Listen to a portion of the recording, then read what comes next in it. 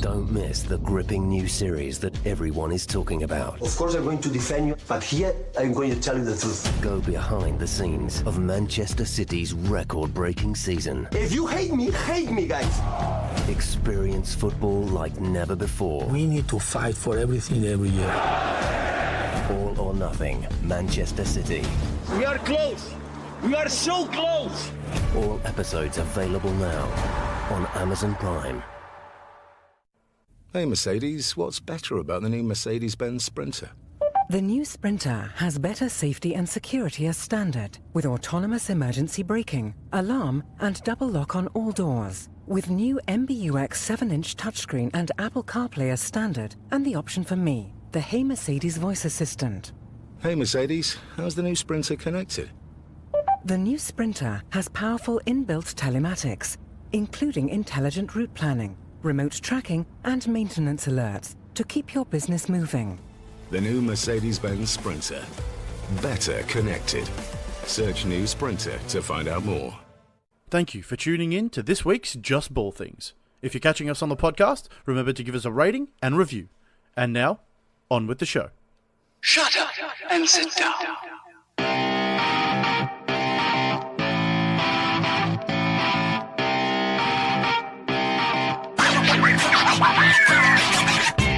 This week on JBT Pod, it's injuries aplenty around the league. We discuss the impact of Booker's and Westbrook's injuries on their respective teams. We also debate the starting credentials of Dwyane Wade and Derrick Rose. We'll be discussing whether Anthony Davis and Kawhi Leonard will be staying with their franchises long term.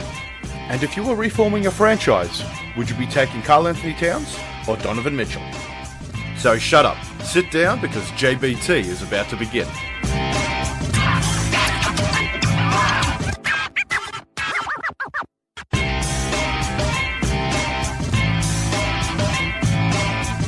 Good morning, afternoon, or evening from wherever you're listening across the world. Welcome to another off-season Just Ball Things. With me today from the sunny London, England, we have the J-Man, Jack Manuel. How are you, mate? I can't feel you, Nicholas. There's an emptiness in my life right now, my friend. Yes, joining me across the other side of the world, back. You know, this is the first podcast. You're back, first podcast in a while. You've been probably a couple of months now. Yeah, you've been back in London, so this is a strange format for all of us.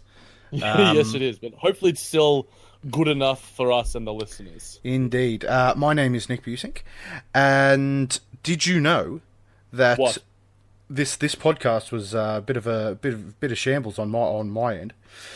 Well, Nicholas, this new format got me frazzled. I was a bit underprepared. Life happens, mate. One thing that we have in terms of we mesh well in terms of our personality. We were able to forget the little things, move on, and just get on to the next one as the infamous and awesome Jay-Z said, on to the next one. And I'm more than happy you're able to set aside some time for us, and hopefully our listeners are as well. But should we get started, friend? I feel like normally I'm looking right into your eyes, your beautiful, gorgeous green eyes. But now I'm looking at a framed freaking photo of me and Ali, and as pretty as we are. Don't lie, mate. That picture frame has me in it. Don't tell her. I've got some thicker ones in the bathroom of you, mate. It's like you've got yourself and Ali in a nice picture frame. You just flip it over and you see me. You just it's our little secret. It's all right. Don't worry. I love it. Let's do some ball talk, because this is getting a bit mushy for me. All right, sweet as. All right, we'll start off with some Busink Manuel scale, as always. Sort of staple in the off-season pods. Busink Manuel scale, for those who are new, is a scale that we have coined. And how likely things are to happen in the NBA. We scale it from alternative fact, Twitter fact, Wikipedia fact, or straight up fact. And we need to be good on this, because we've talked about it and then not given any rating. So we'll try. Yeah, I think we did it most of probably 90% of them on the last edition, but we got caught up in the bants and such. We will endeavour to remember. Yes, sir. But we'll kick off with our first one here with some unfortunate injury news. First two here, injury related. The knee surgery Russell Westbrook has undergone is worrisome for him and the people surrounding the Thunder. Jackie, is this serious? Do we need to call an end to the Thunder season? Look, I think worrisome is the key word here, and for me, it's a fact it is worrisome. Any injury would be worrisome? Any injury, but I think Russ has had a history of knee issues as well. I believe he also had another surgery at the beginning of the 2016-17 season. 17-18 season now. Because obviously we're going in 18-19. So obviously cleaning up some arthroscopic surgery. I think there's some meniscus and stuff that he needs to fix up. Medical words. And funnily enough, the article on OTGbasketball.com, we've got a new writer, Matt Nguyen, providing a really nice perspective to, the general NBA talk, but a nice medical perspective. He's got a physical therapy background, so definitely check that one out. I think it's worrisome because if he's out for like a month and he misses all the training camp, the offense goes around him and PG. And if you can't practice those drills, those schemes, offensive, maybe defensive, he doesn't really play a lot of defense. But I think that it's going to leave them maybe behind the 8 ball come the start of the season, if he can be back by then. Hopefully this is just precautionary more than anything. But what are your thoughts, my friend? What are you going to give it on the scale? Because we're going to do that today. It's just more even if it is a minor surgery, it is surgery. There's obviously something happening with his knee that needs to be fixed, as minor as it is. He's 30 years old as well. Yeah. And he is an athletic, explosive dude. It's hard to know how these sorts of players will pull up after...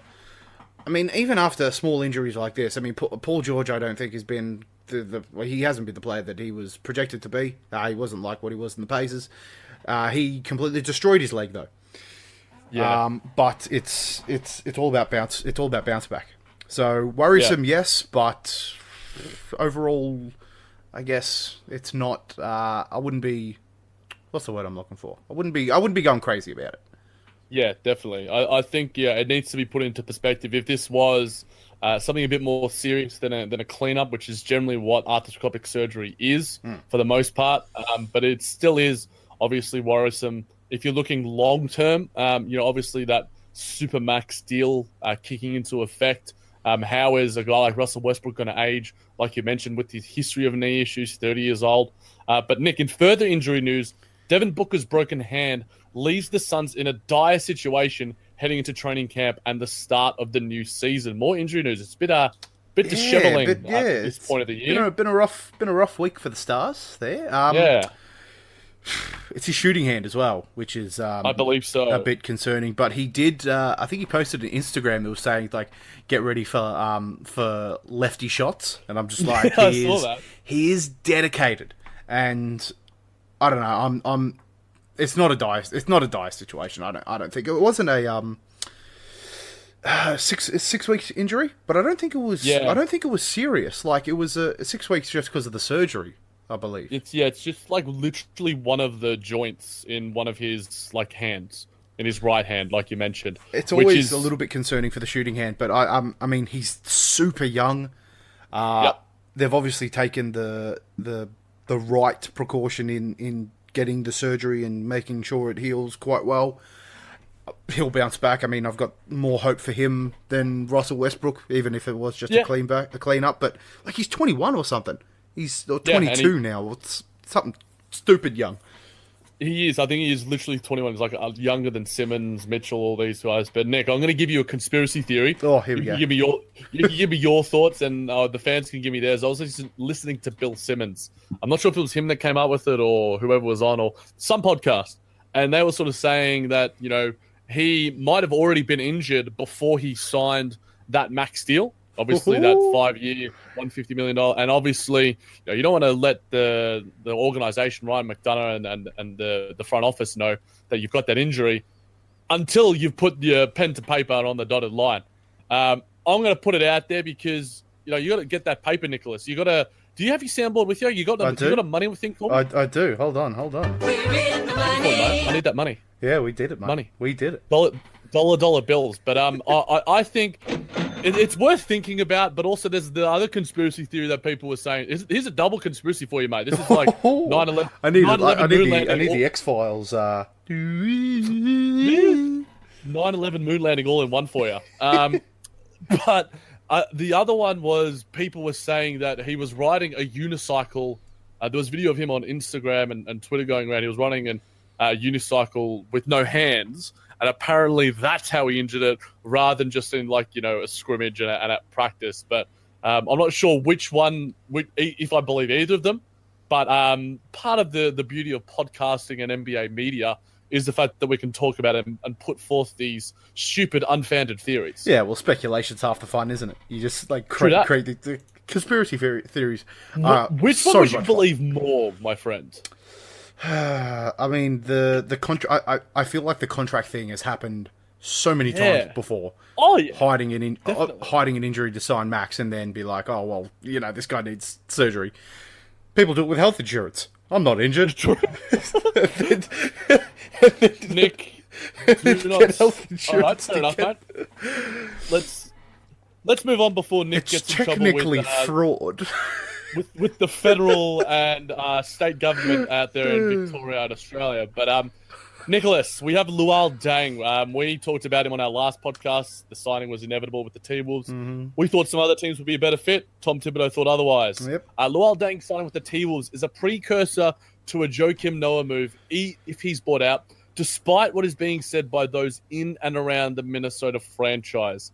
Nick, give me your thoughts, mate. I want to hear them. I mean, it's got to be a fact, isn't it? Yeah. Why else would you sign Luol Deng if you're not trying to?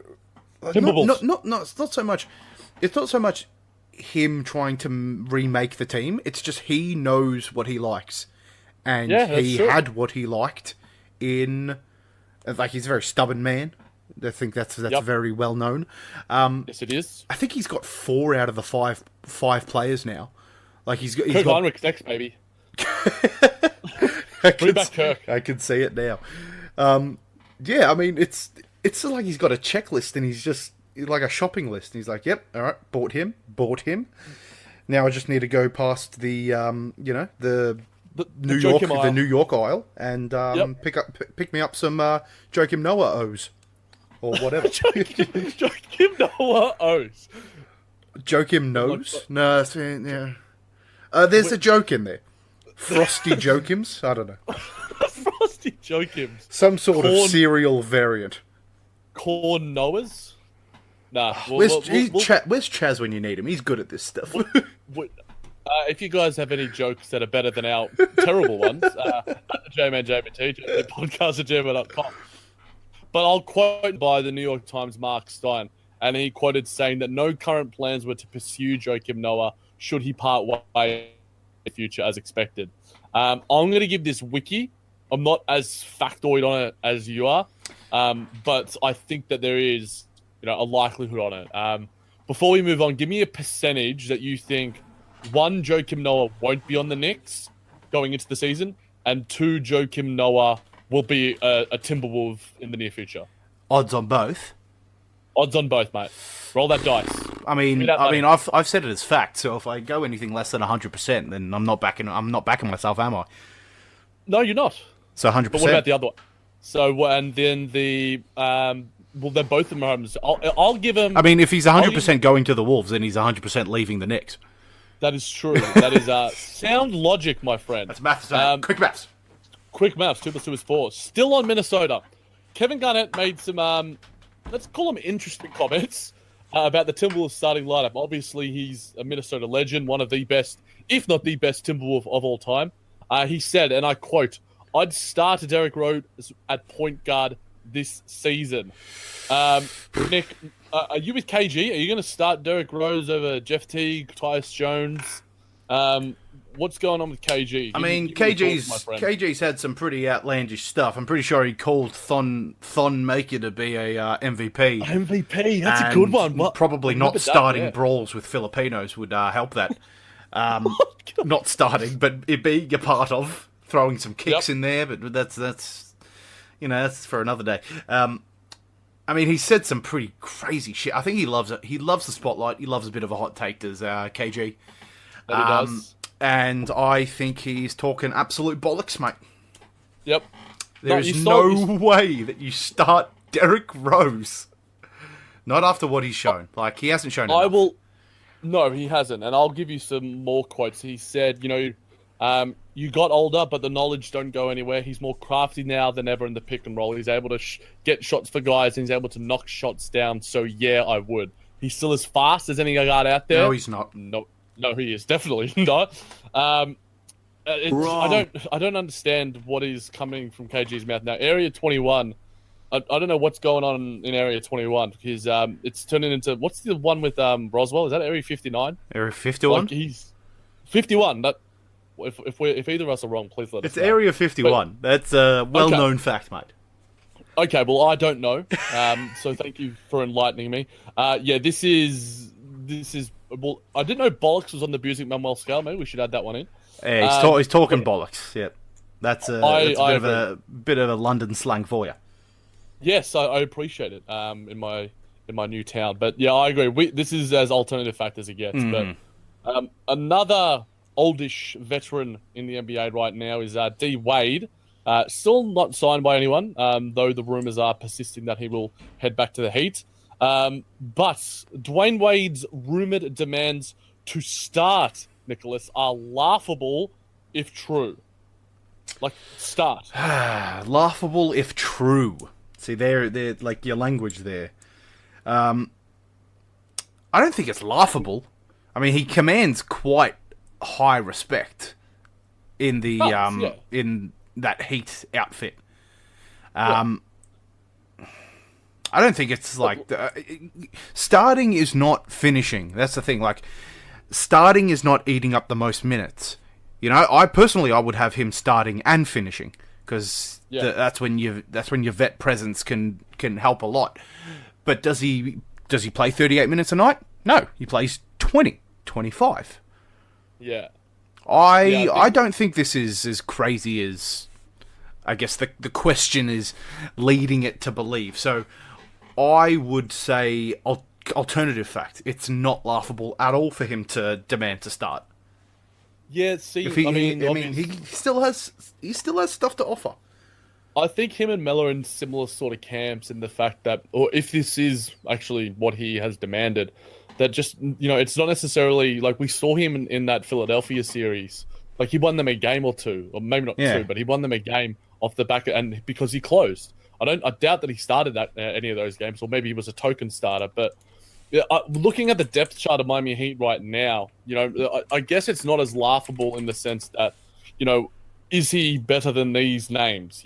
Tyler Johnson, Dion Waiters, Wayne Ellington. I think Josh Richardson, if he were to be a starter at the 2, and say you start Justice Winslow at the 3, then I think Josh Richardson is a marked improvement over Dwyane Wade, and was unlucky to be All-NBA defensive team in my eyes. I thought he was absolutely fantastic in his role. But I think it's going to be what Coach Spo decides if Dwyane Wade comes back. Obviously, that's still yet to happen. We're still yet to see that him put pen to paper. It's just crazy. You look at the Miami depth chart, and you just see like a whole bunch of dudes who you expect to see at like names you expect to see at the YMCA. Rodney McGruder. Like, you kidding? That's not a bloody NBA player. Great name, mate. Malik Newman. Jarnell Stokes, Nicholas. Come on, mate. You've got like Josh Richardson. That's the host of bloody Countdown. He's a good player. He is a very good player. Like, we know these names, but like, they're not household names at all. No, and they're such a good team. Yeah, because of the culture that they've established under Pat Riley, and the coaching of Coach Spo often goes underrated. I believe we had him in our like sort of running for Coach of the Year. There were so many runnings of Coach of the Year. Like, he was definitely in there, yeah.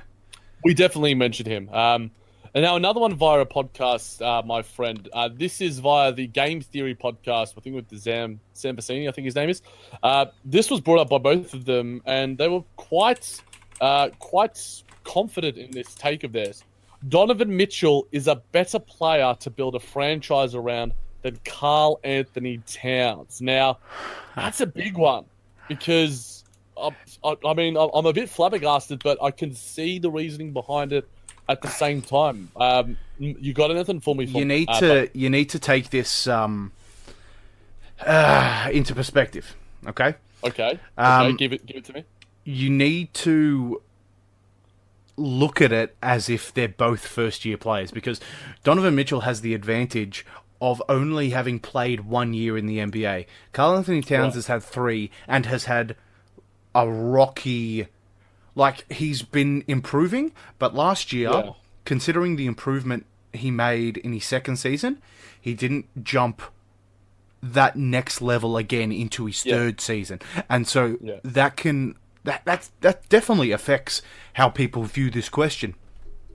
But just think back to, 2015-2016 season, how dominant Karl Anthony Towns was, and how in the bag his Rookie of the Year was.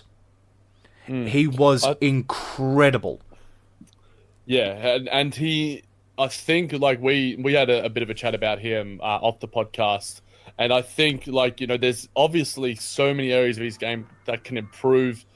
Whether he does that under Coach Thibodeau, whether he can bring out the fullest potential of Karl Anthony Towns, I have my reservations. But I can see the validity in this take. I think Towns, he's got so much area for improvement. Like, I can't remember if it was last season or the season before where they were talking about if you had a player to build a franchise around, and they asked all the GMs, and I believe Karl Anthony Towns was the number 1 pick. Exactly, and now I doubt that he would be that pick. I think there would be. That's exactly right. Like, these extra seasons that Karl Anthony Towns has under his belt is hindering him because he hasn't taken the leaps and bounds that he was expected to take, being now a 4th-year player in the NBA. Like, 4th-year player, he was expected to be winning MVPs. Yeah. How confident are you, Nick, that Karl Anthony Towns can reach his fullest potential? He can be a top 10 player, an MVP contender. His defense can tighten up. How confident are you that all those issues can work out, whether it's next season or whether he takes some steps at least in those departments? How confident are you the fact that we can see the best at NBA level in the near future? I think part of it has to do with how he's being coached. Whether Tibbs is a perfect fit for him at the Wolves, I wouldn't say so. I still believe. I still believe. Like, I still remember his dominance in that first year. Like, he's 3rd-year player. He's already an all-star. He was. He's already been all NBA, Rookie of the Year, all 3 seasons in. I think he can still reach the heights of, like, he could potentially win a scoring title from center. Yeah, I definitely believe in this kid. Yeah, I mean, there's so many other great centers coming around now, and you can almost say that he's being usurped by the likes of Joel Embiid, Anthony Davis. Those guys are all own. When at his best, who would you take? I mean, it's hard to say, but I think that if you are the Minnesota hierarchy, obviously Tibbs is the front office and the coach, which I think needs to be something completely worked out. Like, it happened with Doc Rivers, relinquish his role, focus on him being able to coach, which is what Doc does best. And I believe that is what Tibbs does best as well. Quit making the Timberwolves and start developing guys like Andrew Wiggins and Karl Anthony Towns, who are elite talents, number 1 prospects. These guys are stagnating, and they're stagnating under your helm. That is going to reflect badly upon you if you happen to lose your job, which I think is a possibility. It's a very high possibility, isn't it? Whenever I think of... sorry, go on. No, you go, mate, because I was going to bring up something else. Whenever I think of Karl Anthony Towns, I mean, I don't think of all the criticism which he has had, like the poor defense, which is evident. But I think if, like, Kevin Durant, for example, upped his defense under a different coach tenfold. He became one of the best defensive players in the league. So I have every faith that he can do that. But I think of Karl Anthony Towns and how special he is, a 7-footer, and there's one highlight where he just goes like between his legs behind the back 3 times or something like that. He completely dribbles like a small forward off his off position and he gets destroyed. And I'm thinking, this guy's a 7-footer doing that stuff. He's special talent. It is. It's insane what the big men are doing these days. And, if he is, coached correctly, if he can reach that potential, then the league is almost in the palm of his hand. But do you think, if this is one that was talked about on Full Access Hoops, also on the OTG network, make sure you guys are subscribing to that and this on iTunes. Do you think, they were talking about coaching hot seats, do you think that Tibbs is at the top of that list? And the boys at Full Access Hoops were talking about it, and they think that he's probably one of the number one contenders to lose his job. I mean, I'm not going to lie, Scott Brooks is definitely on that seat. Poor Nick. When was the last time you had a coach since you've been a Wizards fan that's lasted longer than 3 seasons? Has it happened? This is Brooks's 3rd season? I think Whitman held his job for 4. Around that. Man, he's testing my memory now. My memory's shocking anyway. I'm going to look it up. While you're talking about why you think that Scott Brooks is at the head of that list. We've underachieved most seasons. I think his first season in charge, we finished 4th with the funeral game. Oh, was that his 2nd season? With the funeral game against Boston, we did super well there. Last season was just, null and void. In fact, no, his first season, we didn't make the playoffs. Wait, is this his 3rd season? I am completely lost right now. What? We didn't make the playoffs, then we finished 4th, and then we only just made the playoffs. Correct. If my order is correct, yes. You are. You're absolutely correct. It was Randy Whitman didn't make it with the 500 season. He got fired. Yeah, that's right. Scott Brooks got you guys back. You guys made the semis with the near 50-win season. Yeah, that's right. That was his first season. Yeah. So this is his 3rd season right now. Yeah. If he has another poor performing season, that's it. But I think we'll see him. We'll see him to the end of the season. Tibbs might go mid-season. Yeah, obviously with the whole Jimmy Butler rumor that's persisting, there's been talk that he could be traded. Then I can't see Tibbs doing that. I could see another GM doing that, but I can't see Tibbs going, this is the guy that I got in to rebuild my franchise, or rebuild this franchise and make them a playoff contender.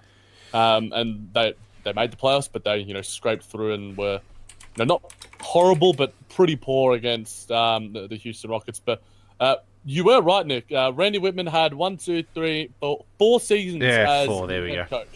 So basically, since you've been a Wizards fan, you've had 2 coaches already, and you might be in line for a 3rd. Might be in line for a 3rd. Yeah, that's right. Well, just one more person. If Cleveland have the poor season that everyone's expecting them, does Tyronn Lue say goodbye? Yep. That was one that was brought up on Full Access Hoops as well, and I think that is. I think that's valid. It's there.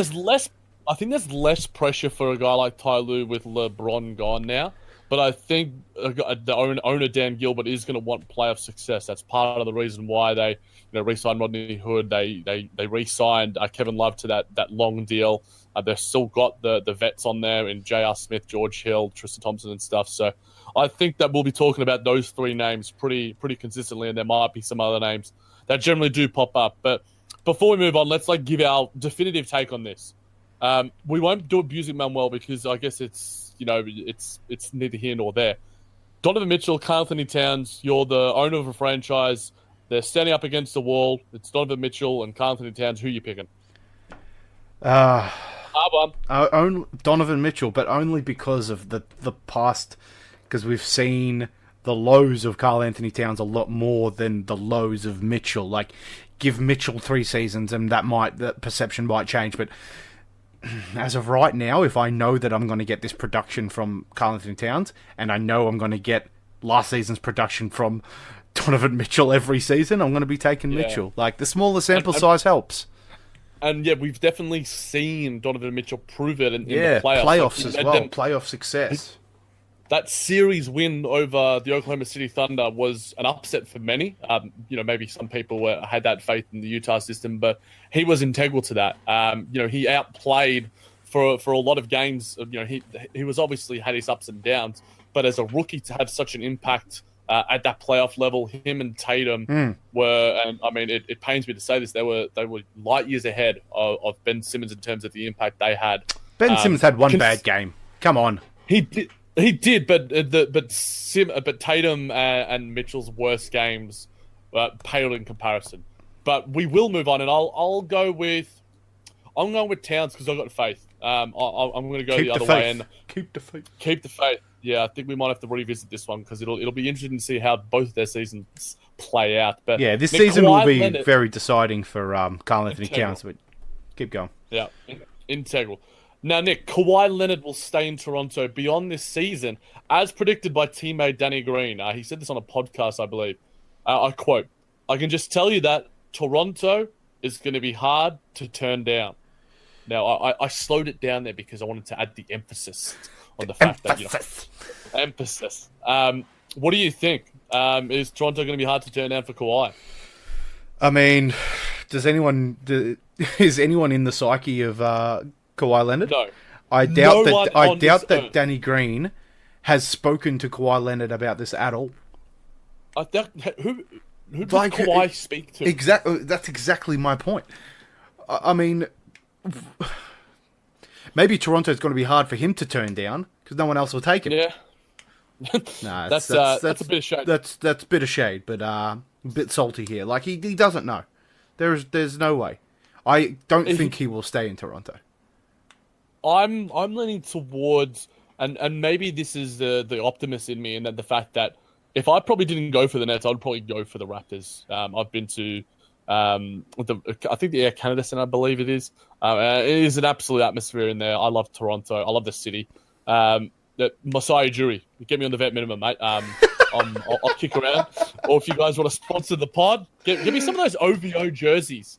Me and Nick, we were all in on the Kyle Lowry, DeMar DeRozan bromance. We epitomised it. Very true. Very true. We should have gotten some jerseys and just wore them. Speaking of, you would buy the DeMar and I'd buy the Kyle Lowry one, yeah? Yes, of course. You are a lot more eccentric than I. Yes, but I think I agree with you, Nick. I think that Danny Green's saying all the right things, and obviously, you generally do when asked the questions. You're not going to say, "Look, I got no idea." Kawhi Leonard says about 3 words to me every 3 weeks. As much as that forthright honesty would be nice, and in some occasions we do get it from some players, it'd be refreshing. That's for sure. It definitely would. It definitely would be. But I'm leaning on the bandwagon. I'm gonna go Twitter, in the sense that maybe Wiki, because it will be hard to turn down, but there's still a very high likelihood that it could still end up being Kawhi in Los Angeles in some form or another, or somewhere else, Brooklyn, New York, wherever. He may not be on the Raptors, but if they have a successful season, they make the Eastern Conference Finals, or maybe even sneak into the finals itself and go against like the Warriors, then who knows? That would be hard to turn down for any guy. Obviously, the Celtics have their rumors with Kyrie Irving, but if the Celtics have the season that they're expected to have, it seems unlikely to me that Kyrie would leave. I think the same could be said of Kawhi. You think Kyrie would leave Boston? Look, well, the Kyrie topic is probably going to be one that we speak about on almost every podcast until the trade deadline and beyond. So we will save that topic because it's going to be probably the most talked about topic in the realms of basketball and basketball Twitter this season. Just give me a quick take, Nicholas, about Kyrie right now. Celtic for life or Celtic for... Celtic for the dynasty, not for life. Fair enough. For the duration of their success, he'll be there. Unless he becomes a null point with Tatum and Brown, but I don't think he'll ever. I don't think he'll reach that point until he's 50 years old. And even then, Uncle Drew can bowl. Uncle Drew can hoop. True that. Go on. I think I was literally just going to save my take, because then the longer that I save it, the more informed I will be, and the less wrong that I will be. You fence sitter, you bastard. I am going to sitting on top of that fence in my Switzerland man. Hey, Switzerland's a nice place. Great chocolate, my friend. It is. Great chocolate. Paul Pierce on Anthony Davis, Nicholas. I guarantee you that he will not be in New Orleans by the end of the year. Now, I said last podcast I would stop referencing GIFs in an audio format, but I'm going to do it again. I'm the dude who's absolutely shook and shaking his head everywhere. This is wild from Mr. Pierce, the truth himself. Is Paul Pierce speaking the truth, Nicholas? That was a solid pun. Give myself a pat on the back. Pat on the back for that one. Do you have an applause soundbar for me? I don't. I can. Give me something. I can give you this one. Bouncing off the wall. Never Okay. this exciting. What was it? Because It was. You'll listen back to the pod, mate. You'll get it. You'll get it. All right. I will. Well, I'll All right, timestamp for you. 34 minutes and 25 seconds. How's Thank you, sir. Thank you, sir. Will he be on the New Orleans Pelicans next year? I mean, small franchise. I'm surprised they've kept him around for this long. Not only that, but obtaining Boogie as well. Retaining Drew Holiday, that crazy playoff game he had in playoff series in general. Sweeping the Blazers. Will he be on the New Orleans Pelicans next year? I think he will be. I think he's got a lot of love for the city. But the big markets can be a great pull. Man, Los Angeles is going to be calling. Boston is going to be calling. I think that those two are the biggest sort of lurkers around the ways, because but we talked about Karl Anthony Towns, Anthony Davis. To me, with Giannis, maybe Joel Embiid, you can chuck in there to a lesser extent.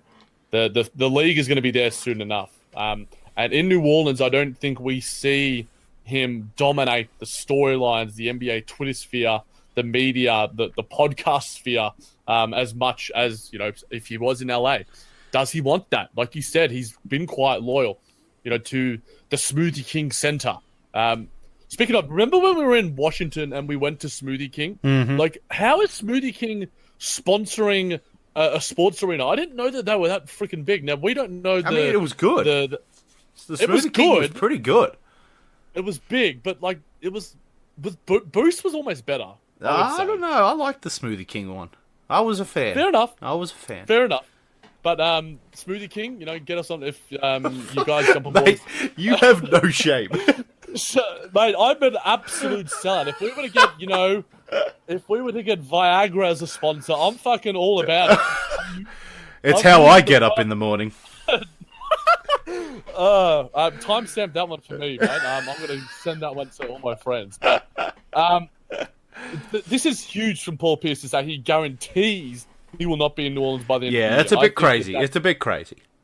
If he had said, I don't think, I would have given it more credence. But I think it's an alternative fact because he literally guaranteed it.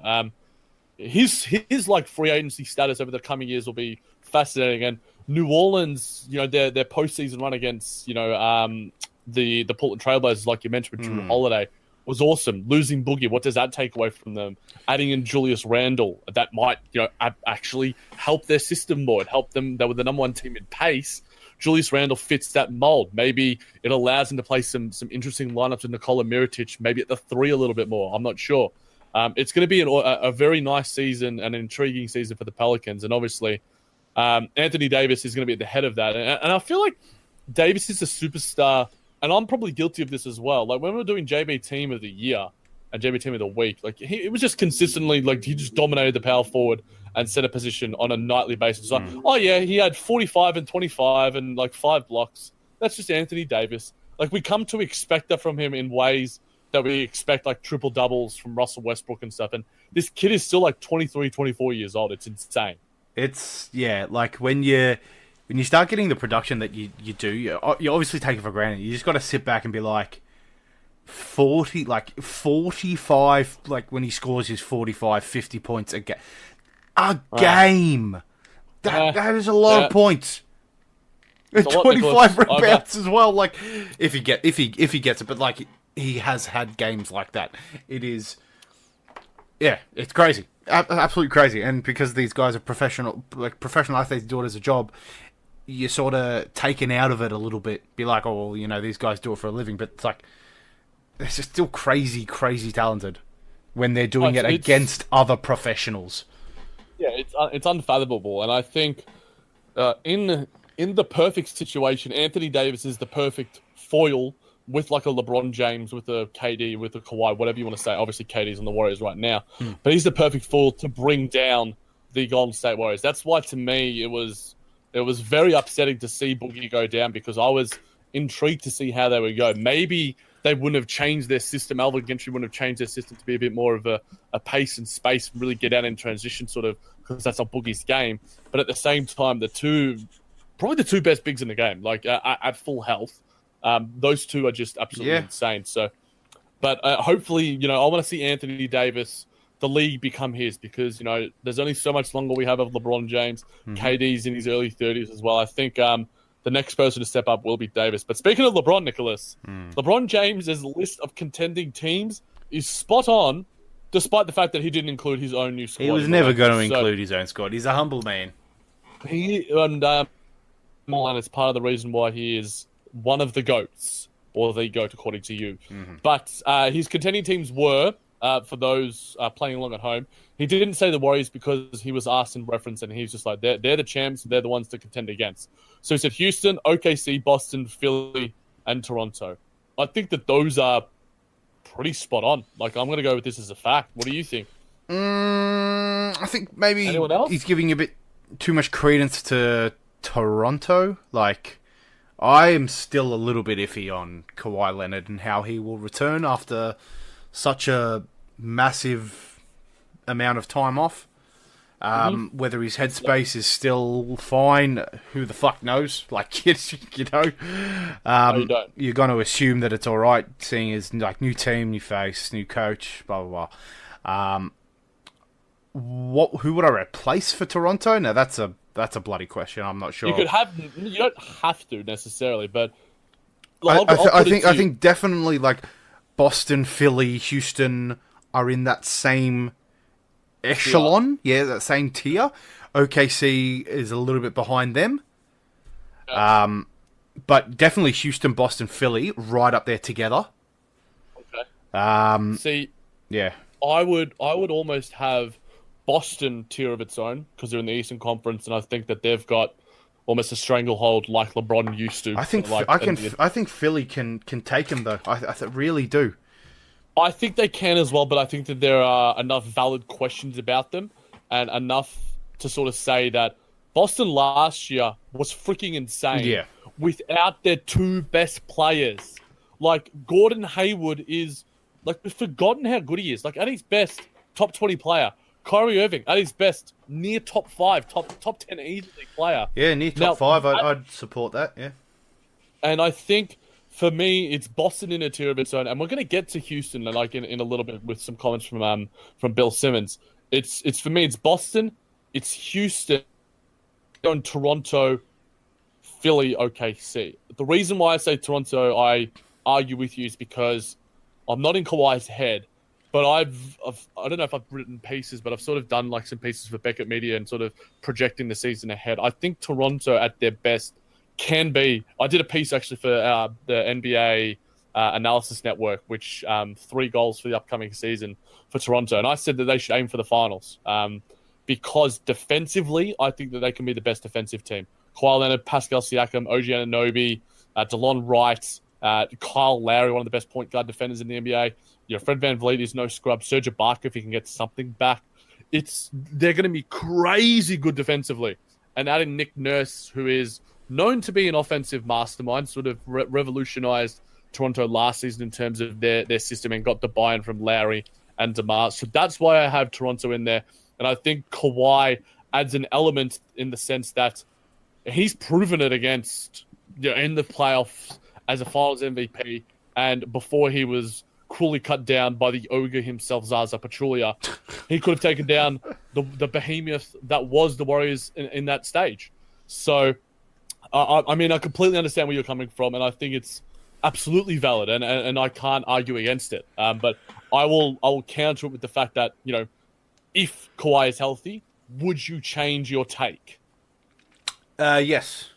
Okay. If we can get old Kawhi back, then yeah, they're definitely up there in contention. But that's I reference that back for the OTG pod that we did, how I reckon that Wizards could feasibly finish in second. Okay. Assuming that Toronto aren't good. Okay, that's fair. Because if they get Kawhi back to Kawhi, then we're not finishing second.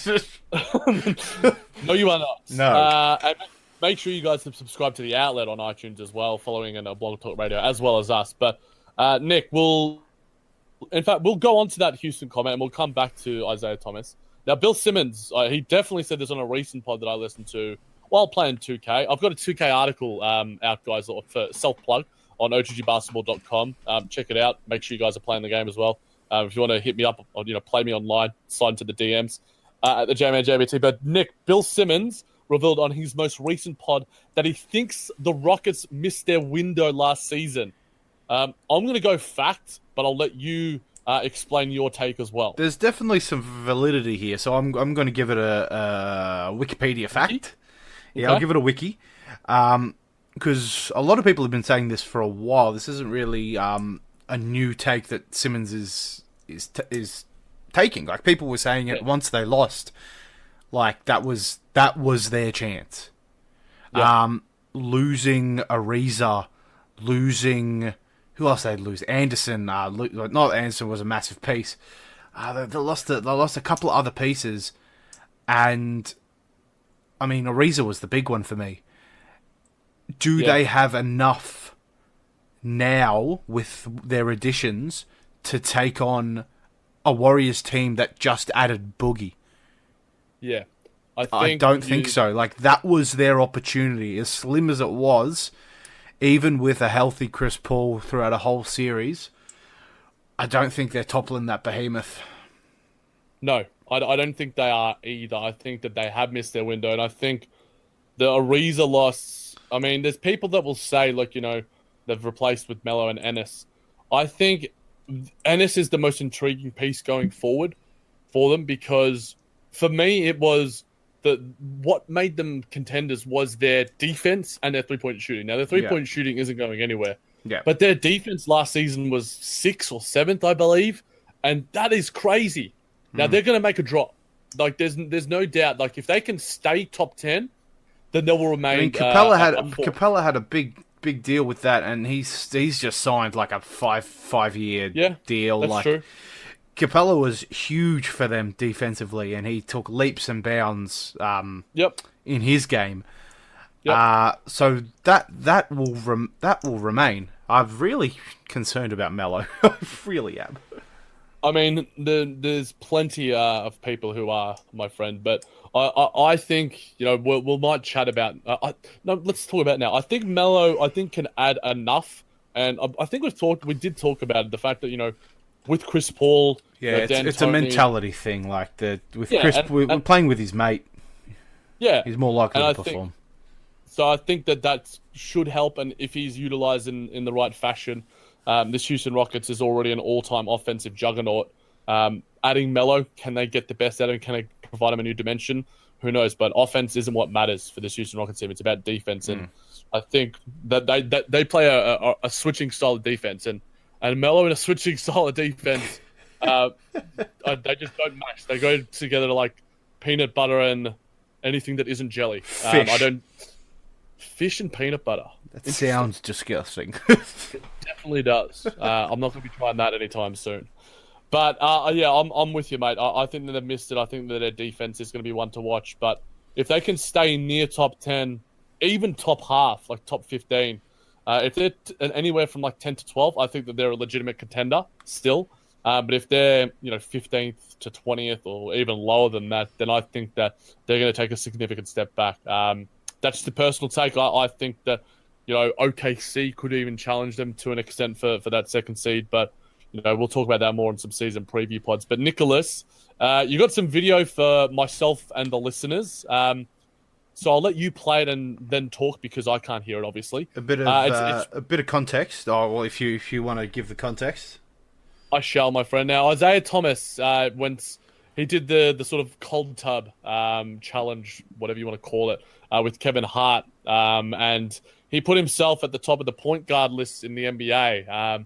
Let's hear his thoughts via Kevin Hart, via YouTube, all that good stuff. Nicholas, hit that play button when you're ready, man. NBA, give me your top five point guards right now. I'm one, for sure. Steph Curry. This is actually no order. This no is just order? Five.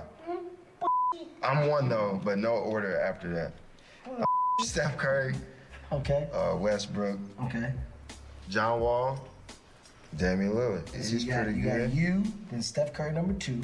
You got Westbrook number 3. Then he's like that bum. Number 3. Then you said John Wall number 4, and you said he hit a wall. And number 5, Damian Lillard. Yeah. All right, so he's essentially ranked them in no particular order, which is questionable at the very least. He's put himself number 1. Not surprising there. You need to have that. I mean, he's had that mentality being a 5'6", 5'8" guard. You need to have that mentality. Yeah, I'm the greatest, Steph Curry, Lillard, John Wall, my boy, Russell Westbrook. They were all in there. I think there was one more. Was there one more that I missed? I'm not too sure. Steph or Kyrie or one of them or whatever. Yeah. He rates John Wall pretty highly, mate. I think you might have some thoughts about that. Now, I do, obviously, but I think that I think the take is he's out of his mind for putting him in the NBA. Now, he's not even in the top 10. No, he'd be top 15 at best. Top 20 maybe. He's out of his mind, yes, but I respect the confidence. I respect the steadfast nature that Isaiah Thomas has had, and I think he'll have a good season in Denver. But the other point guards that he put in there in no particular order were the next five best point guards. Now, if he put numbers on them, we could have an even further debate about them. On Full Access Hoops, we talked about player power rankings, and John Wall was around that mark, and Damian Lillard was around that mark, Kyrie Irving. But I think, Steph Curry is obviously the number 1 point guard, and you can go through the other ones and you can make an argument for any of them, whether it's Kyrie, Dame, any of those. Isaiah. Chris Paul. Isaiah, yeah. Don't make. Is there a laughing? I forgot what's on your soundboard. Give me something that's giggly or funny about it. Yeah, sure. I will smack your face off of your face. Let's do that one. Sure. 51 minutes, 25 seconds, mate. Thank you, sir. I will be listening back to that. Nicholas, we got one more, my friends. Yeah, all right. Unfortunately, if you guys have any topics you want us to talk about, we love those emails that we got from our listeners last year. We'll give it all the contact details in the spiel. But Nick, have you seen these square/rectangular cube balls that have become somewhat of a rage on Twitter? I haven't, mate, but I will endeavour to look at them.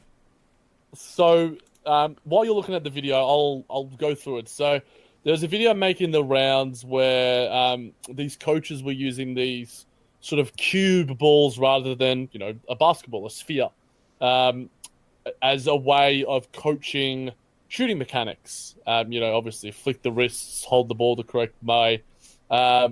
And LeBron jumped in. He was definitely not a fan. LeBron chimed in on his Twitter page, and when LeBron speaks, you better believe that everyone listens. He tweeted out saying, "Man, please stop it!" 3 exclamation marks. That's bad karma for the game of pure basketball in all caps lock. Exclamation mark. I don't know why I'm saying exclamation mark. I'm sending the cops, and he put in the cops emoji, to apprehend the frauds now. So we know LeBron's not a fan. Is Nick Busick a fan? We know Nick Busick is a coach. Would Nick Busick, the coach of the runner-up, what are you guys again? The Williamstown Cannons. Runners up for the championship in your league. Would you use this cube basketball, or are they bad for the sport? I don't mind it. I mean, all right. If there's potential to improve your shooting action, then go for it. Whether you practice on a cube is more the concerning part. About because my cube? As soon as you this is about my cube. If you start practicing with the cube, you're not going to get the feel of the basketball, and that's very important. Feel and repetition is so important. But if it's a matter of getting an action down, I mean, without these cubes, you might get more players like Lonzo Ball, who can't shoot for balls. The balls who can't shoot the balls. Yeah, balls everywhere, mate. Yeah, like if there's actual proof behind the growth, I guess, and if it actually like aids kids, and they'd be like, hey, I actually understand how to hold a basketball thanks to this cube, then what's wrong with it? It's for sheer mechanics. That's it. I'm with you as well, because I can see both sides. Like, that's why I'm going to go, Twitter, because I have a horrible shooting form, and if I had have been coached correctly, I mean, I was never coached. I started playing basketball like a couple of years ago, and as good as I am as a rebounder, I was never coached either, mate. But my stroke is sweet.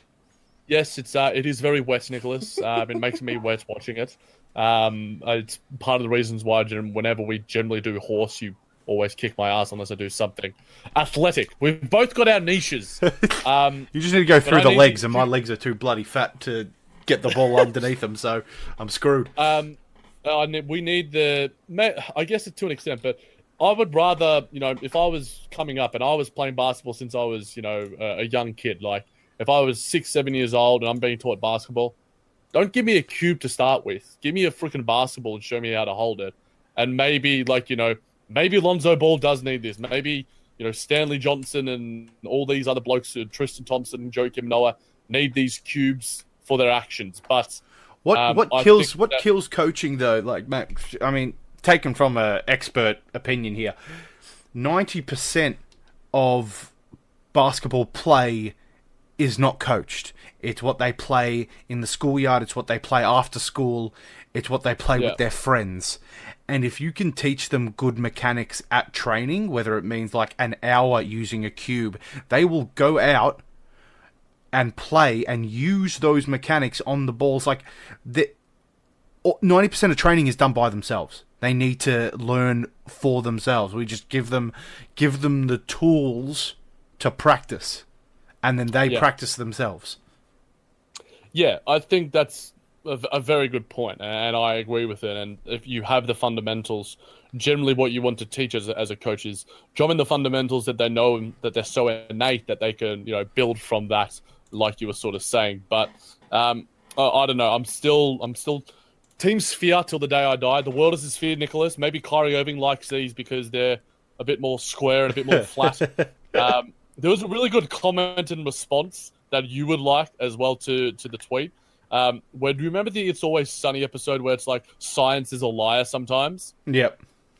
And Max throws down the stickers like Aristotle and Galileo are bitches. The guy photoshopped Kyrie Irving's head on top of Max's head. It's glorious. I'm going to send it to you following the pod.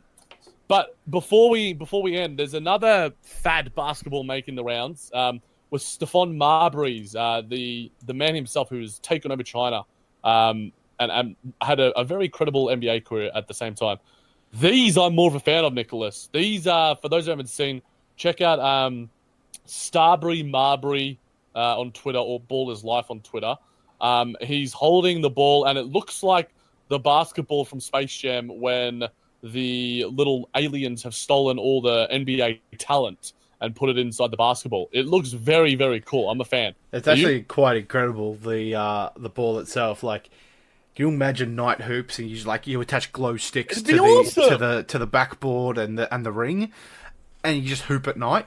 You bloody roll a few ankles. It's all part of the fun. That's literally the first thing that came into my head as well. Like, despite the fact that, maybe people aren't the biggest fan of street ball, I think it's one of the purest forms of the game. And if I could if I had, in fact, I'm coming into a little bit of money. Maybe in the next couple of articles that I write, in the next teaching rounds that I do, I might purchase one of these because they are freaking sweet. And maybe like we head to VU at night time and test it out because, damn, it looks pretty. And definitely check it out, guys. The technology behind it, apparently, when you turn on your phone with a light, that's how the ball looks at night or through the phone.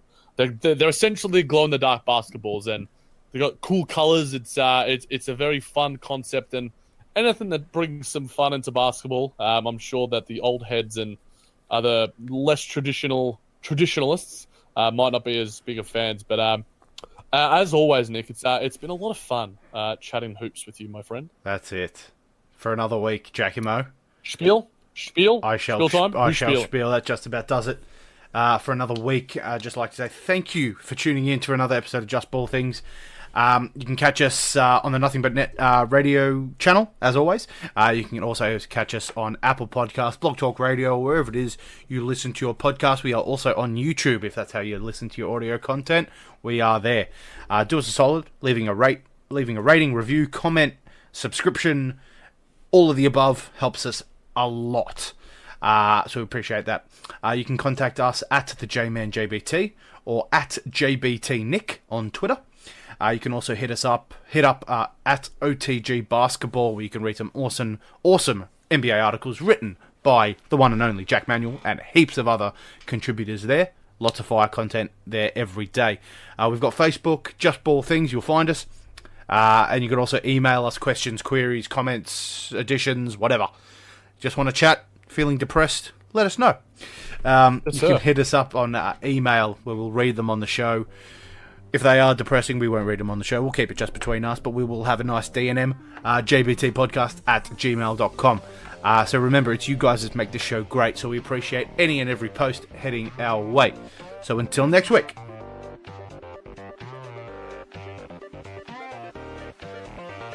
Keep balling, superstar.